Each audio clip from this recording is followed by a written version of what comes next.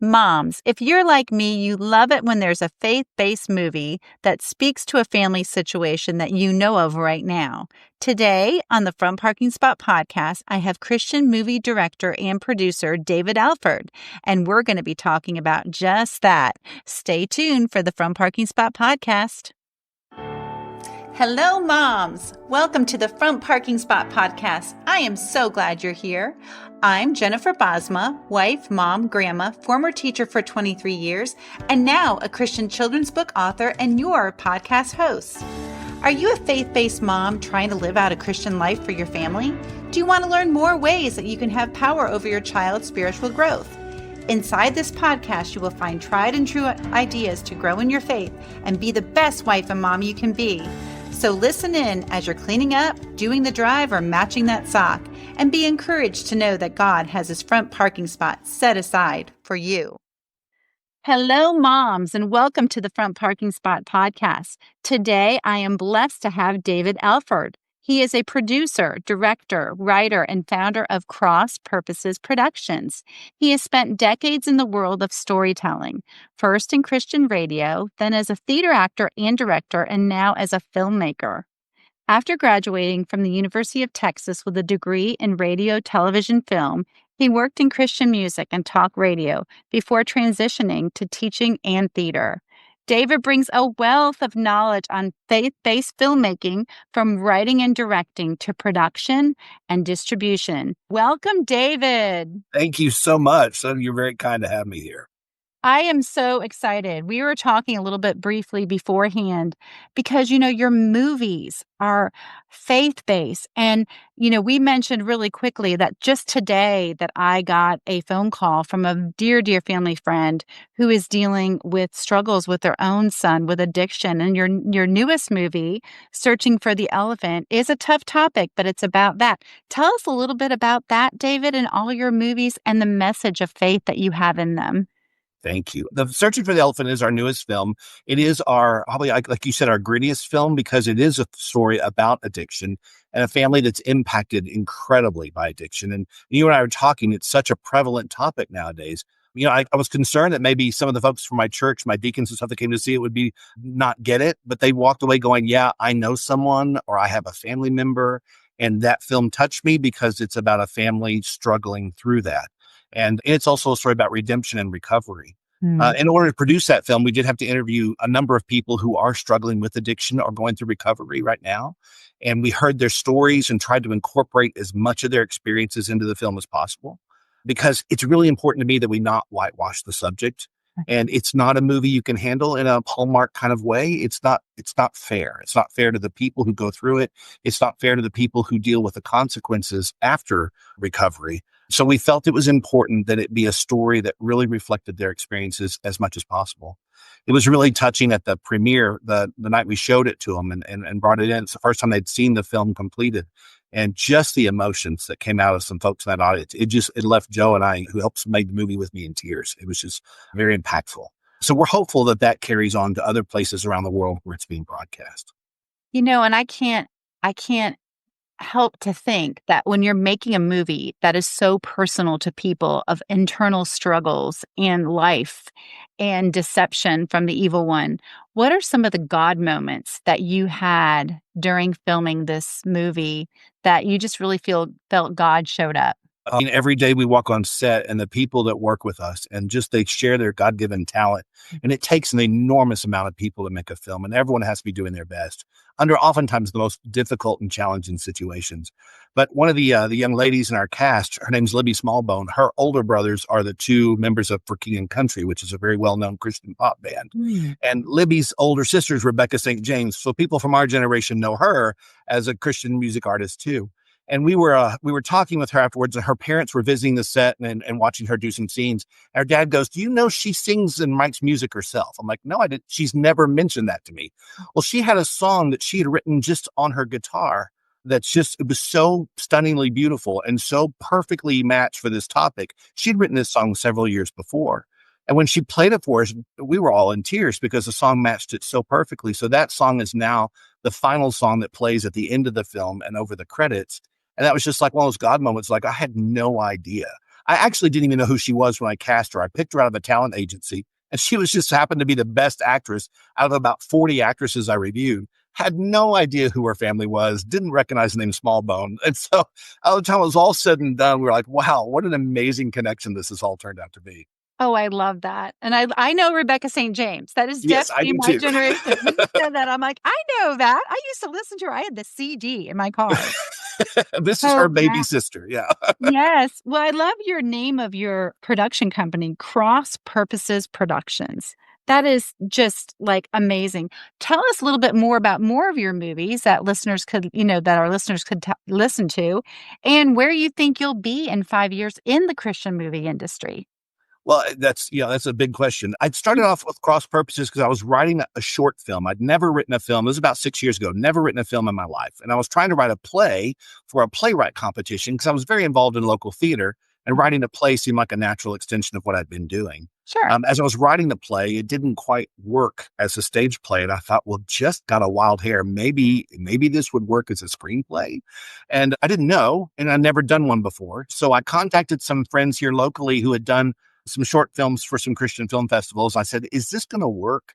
And they looked at it and they read it and they said, yeah. And it's a story about a young boy who has terminal cancer and a doctor to be, a hotshot wannabe doctor who's looking solely at his future.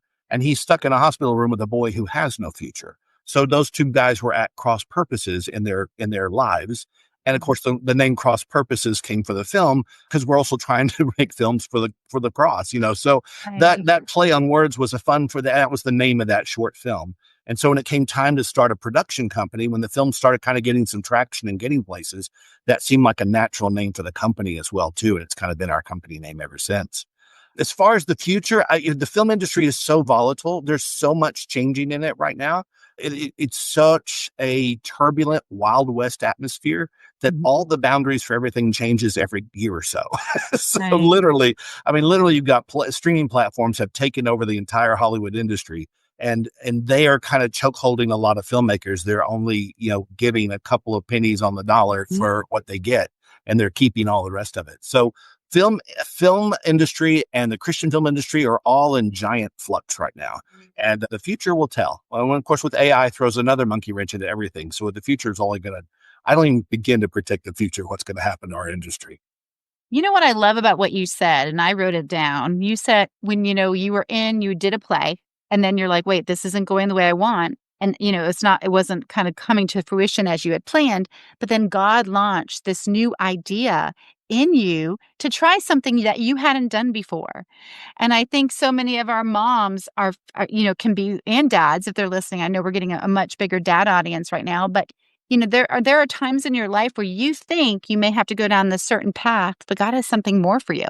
That's exactly what you did with this film company. My path has been so erratic every since the beginning, but every time when I look at it, it looks like mass chaos because my wife went to medical school and we had a little 2-year-old girl. We were both dedicated for her not going into preschool or anything else. So I ended up staying home with her. And I Okay. ended up staying home and homeschooling our 3 children for the last, 25 years. We have one more boy left who's a senior this year, and I'm excited. I'm about to graduate from homeschooling after about 28 years of doing it. So, I love that. so all this artistic creative work is stuff that I've kind of done around also raising and homeschooling our children. And so it's been one of those things where I start to write a book, and that book didn't quite get done the way I hoped for, but it became the story of our movie Found, which was our first full-length feature film. And that's now been shown globally, literally on every continent to millions of people around the world. And that was a book idea that didn't quite work out, but it turned out to be a really great screenplay. And so I switched around to that and really just talk to people around me. And this is something I encourage everyone who's a stay-at-home parent of any kind. When you get something on your heart, share it with other people. Don't be embarrassed to talk about your dreams or your art, because I found people who could do it with me, and they were right here in our community. And we're in a rural community in Southwest Virginia. We're not like in Atlanta where there's film industry around. We're by ourselves. And Right. so finding people who could do lighting, finding people who could run the camera, actors who could fill the spot, they were all here in the woodwork. I just had to ask for them. And every time I turned around, exactly the person I needed with the skills I needed was sitting right here in our little community. So just talk about it, ask about it, let other people catch on to your vision, because they will. And if it's God's vision, it will take off on its own like it did for us. Well, what you said is you asked for help. You're like, hey, I have this idea and I'm looking for XYZ. And then, and I was just talking to my daughter last night. She's kind of inundated with a lot of stuff going on right now and she's really busy and she's got a very big full-time job and her child helpers out of town. I'm like, you need to ask for help because moms and or dads, sometimes they just don't ask for help and they need it. And I'm like, by you asking help or a direction, or do you have the skill set? It is opening up a blessing for someone else who can come in and fill that spot. So encourage people to ask for help. Well, Now, I think creativity is go ahead. important too, because for homeschool parents or at home moms or dads, some of y'all have creative bugs in you that just need to be fed. And I know that for me, being at home all those years, all those hours with the kids, I have all this creativity within me. If I had tried to just put that aside and not feed any of it, I would have been a lousy dad to my kids. So what's happened is as I fed my creativity, I looked for opportunities for it and I brought my kids along. And so my kids and I have done theater together for decades now. They all have grown up doing theater. They've all helped me make these movies. They've all been on set working jobs and stuff. And it's something we've been able to do together. And they're not all going to be filmmakers or actors, and that's okay. I don't need them to be. But it was part of our lives and part of our education and part of our fun. So don't stifle your creativity. Bring your kids along. They'll be blessed for it as well too. I love that because you did it with your kids. And Oh yeah, absolutely. I was into theater too growing up and it was so fun and you created a memory with them that they'll always remember they did with dad. Yeah, it's been a blessing for our family all the way through and a lot of fun too. Oh, that is so fun. Okay, so we know that there are moms listening right now that have a family member who is very interested in this and they want to enter the ministry of film. They're Christian, they don't know where to go. What advice would you give them if there's somebody in their family that would like to know more or get into this type of industry? It's really a self-starter kind of thing, and it's become even more so as technology has come out that makes filmmaking so easy to do. I mean, the editing software, you can get it all for free online. Cameras, your iPhones, your regular cameras can do so much more than they ever could before. Really, it just takes studying and learning what good filmmaking is. And there's all kinds of tutorials on every topic of filmmaking on the internet that you could possibly imagine. Studio Binder is a site that has hundreds of tutorial videos that talk about the skills and principles of filmmaking. It's all free and it's all there, online. It has the paperwork you use when you're making a film, the scheduling, it has everything at budgeting, you name it, it's on there and it's for free. And so it's one of those things you teach yourself and you be okay with it being exactly what it is. Do not look at, the next $100 million Marvel movie and go, well, it's not that. Well, of course it's not going to be that. And nobody needs it to be that. It just needs to be your story that you want to tell. And that story needs to come from your life because no one can tell that story as well as you can. So really it's all in the storytelling and getting people together with some talent who can act and help present your story and bring it to life and just make it fun. It should be an enjoyable experience. If you make it a stressed out money thing, then you're not going to make good art and you're never going to get it finished because you're never going to have $1 million fall out of the sky. And there's nobody out there waving checkbooks around going, let me pay for your film. No, there's Right, nobody out. right. Even Academy Award winning directors are having trouble finding anyone to fund their films. Mm. So, but it's not about the money. It's about the skill and the talent you put into it.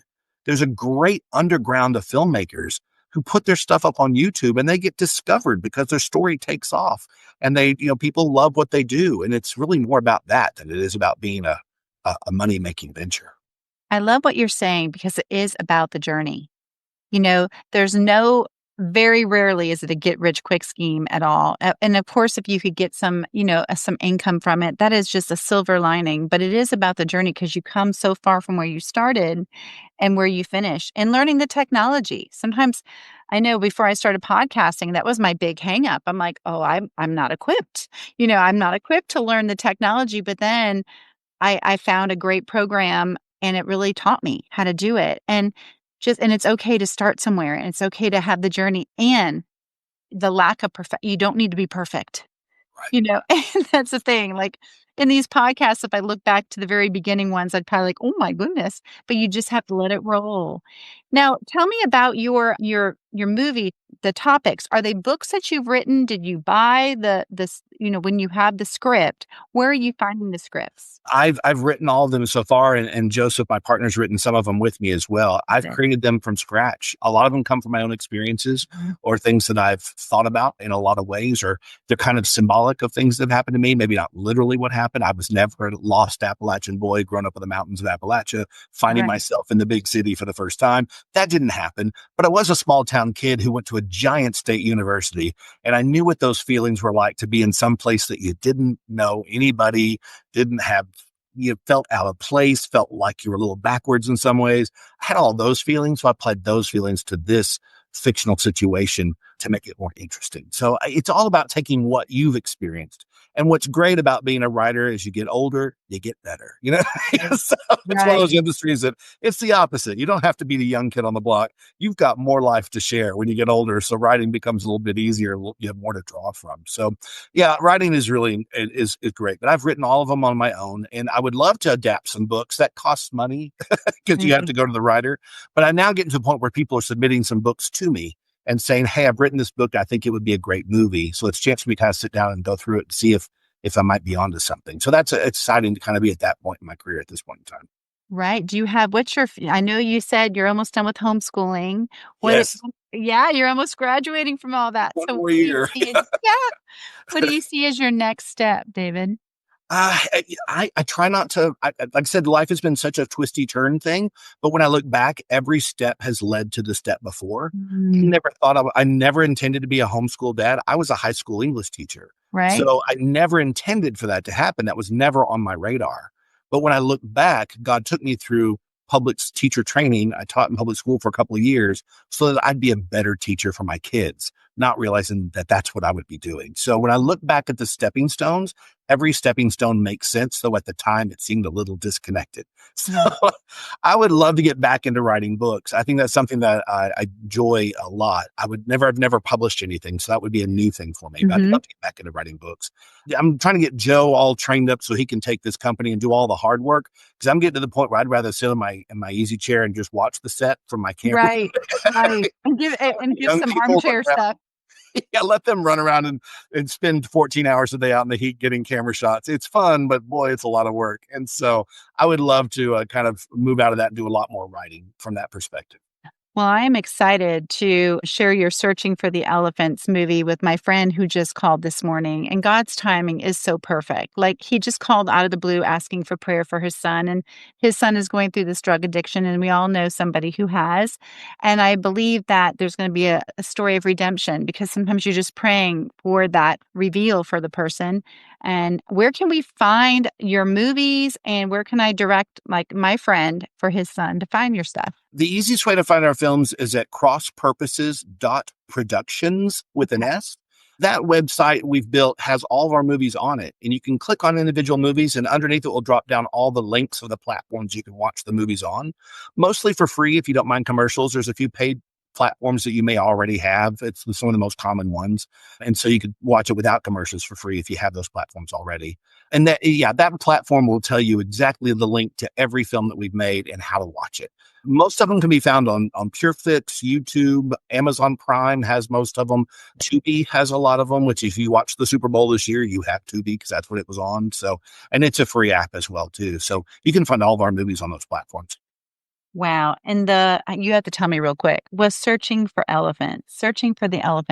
How did you get that title?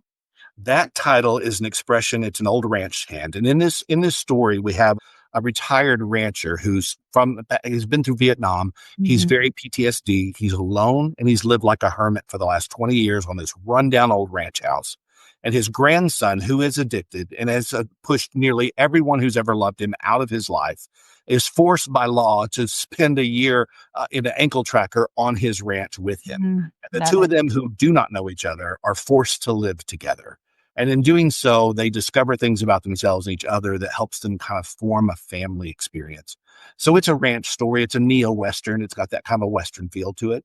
And that term comes from ranch hands that ranchers would hire. Every year they'd gather up a group of men to come and work on their ranch. and they'd hire them and they'd say, well, this one's just always looking for the next great job. He's always got his head up. He's not minding his business. He's got his head up looking around for the next great job. He's what you call searching for the elephant. He's looking for the great big thing that isn't there. And that's where that title comes from. They explain it in the movie.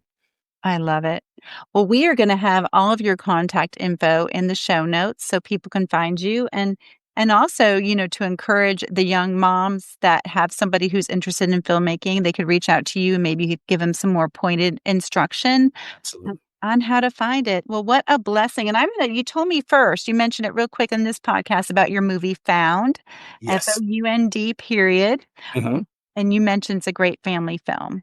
It So is. It is about a family who finds an Appalachian boy who's grown up in the wilderness and knows nothing about the modern world. He's been disconnected, and they kind of take him into there's family. And there's a lot of humor. There's a runaway hamster. I mean, there's all kinds of fun stuff, fun adventure for the whole family. And the family learns a lot about faith through this boy's very honest and open faith. It's a very sweet film, and it's available on most streaming platforms. And it's a great joy for the whole family. I love that. So moms, you can tune in and look for that movie today so you can show it to your kids while you have some time this weekend. Well, thank you, David, so much for being on the Front Parking Spot podcast. Thank you for having me. It's been a joy. Well, mamas, thank you so much for joining in. I know you are super busy doing all the things that can consume your day, but you took a couple of minutes to learn how God wants to build you up in your faith, family, and life. And He wants to applaud you for this. Please subscribe and review my show. This helps other moms tune in as well. I'd love to connect with you on Instagram at Front Parking Spot, on Facebook at Front Parking Spot Mom Community, or my website at jenniferbosma.com. Have an Ephesians 3:20 type of day, mamas, and be encouraged as you go for the front parking spot in your life today. God bless.